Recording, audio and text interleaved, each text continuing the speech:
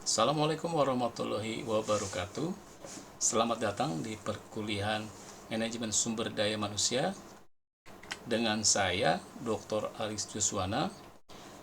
Saya tidak perlu mengenalkan lagi diri saya kepada Anda karena kita sebelumnya sudah bertemu, karena kita adalah pertemuan yang keempat.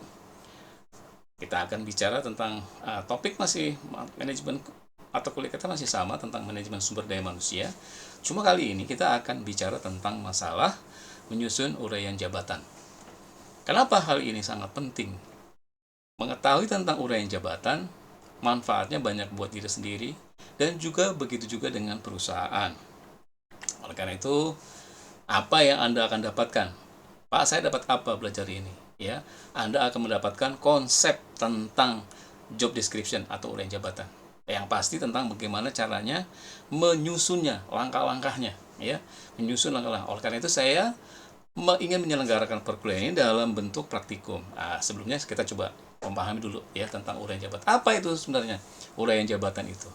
Ya, uraian jabatan merupakan informasi tertulis yang menguraikan tugas dan tanggung jawab, kondisi pekerjaan, hubungan pekerjaan, dan aspek-aspek pekerjaan pada suatu jabatan tertentu dalam organisasi. Apa bedanya Pak dengan job spesifikasi, dan apa itu job spesifikasi? Job spesifikasi atau spesifikasi pekerjaan merupakan bagian dari job desk, merupakan bagian dari uraian jabatan. Di dalam spesifikasi jabatan atau spesifikasi pekerjaan, itu merupakan persyaratan, syarat bisa mengerjakan pekerjaan itu, ya, siapa dan apa, gitu ya, siapa yang bisa melakukan pekerjaan itu, ya, syarat pendidikan dan syarat pengalaman. Nah, jadi merupakan bagian, ya, bagian dari job desk itu sendiri. Dan apa manfaatnya bagi organisasi? Manfaat organisasi sangat fundamental, ya, berkaitan dengan, ya, proses manajemen SDM.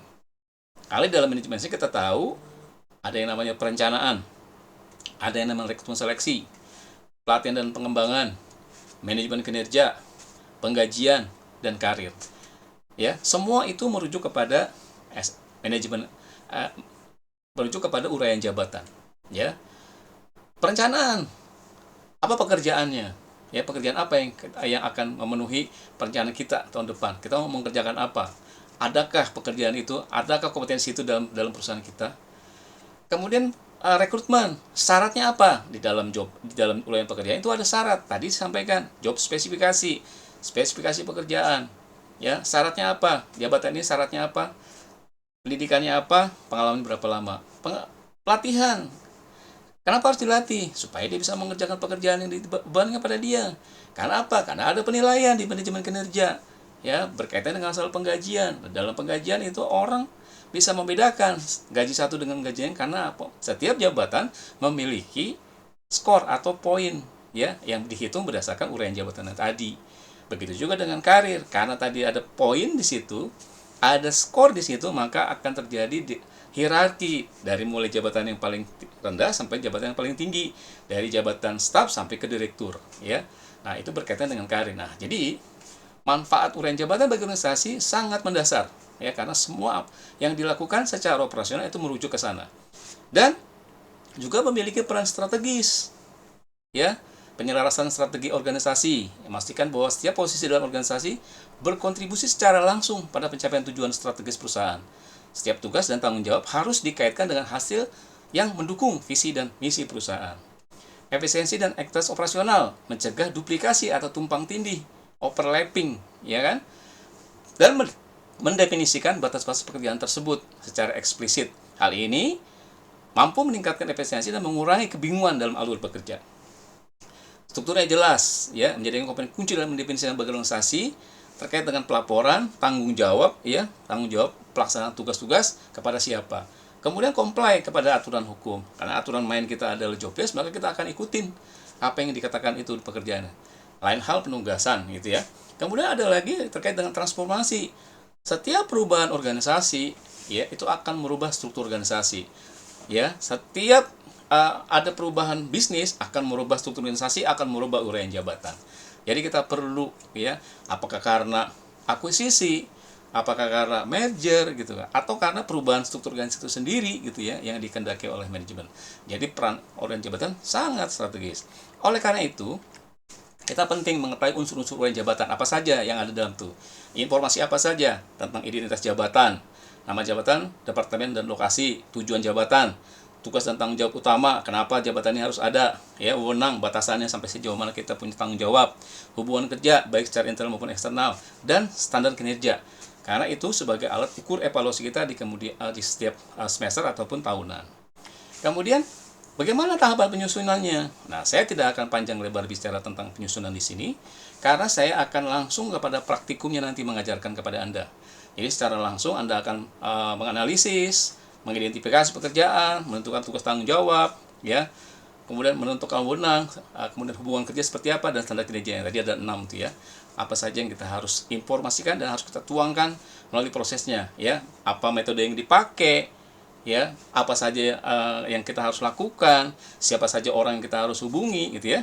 Nanti kita akan bicara gitu. Oleh karena itu siapkan diri Anda untuk tugas praktikum ini, beranggotakan 3 sampai 5 orang, ya. Boleh pilih yang disediakan sini uraian jabatannya terkait dengan customer service dan staf administrasi, atau apa Anda bisa pilih. Karena nanti Anda akan mensamarikannya di dalam satu itu kita akan diskusikan. Ada kendala? Ada. Nanti kita akan diskusikan kendala apa saja dalam penulisan itu, ya. Ini bagi bahan diskusi kita, siapkan semuanya. Referensinya ada salah satu buku saya, bisa digunakan. Dan hal-hal apa saja yang akan berkaitan dengan ini Anda ingin tanyakan, materi ini akan saya taruh di LMS, Learning Management System kita. Anda bisa berinteraksi dengan saya di situ. Tanyakan saja berkaitan apa saja yang harus saya siapkan, ya, harus saya siapkan, Anda siapkan gitu ya. Saya akan menyiapkan skenarionya untuk praktikum ini, ya, untuk praktek langsung menyusun uraian jabatan, supaya nanti selesai Anda melakukan proses itu, Anda memahami prosesnya dan menghasilkan job desk yang diminta kepada Anda. Oleh karena itu, ini manfaatnya buat diri Anda dan juga bisa buat menyumbangkan kompetensi ini kepada perusahaan, ya.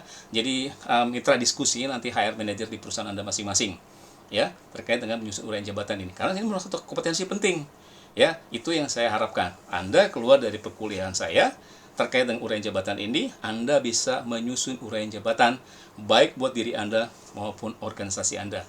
Siapkan diri Anda, saya akan menyiapkan skenario-nya. Kita akan ketemu lagi pada sesi kesempatan tatap muka nanti, ya. Kita akan melakukan praktek menyusun uraian jabatan. Terima kasih banyak atas kesempatan yang diberikan.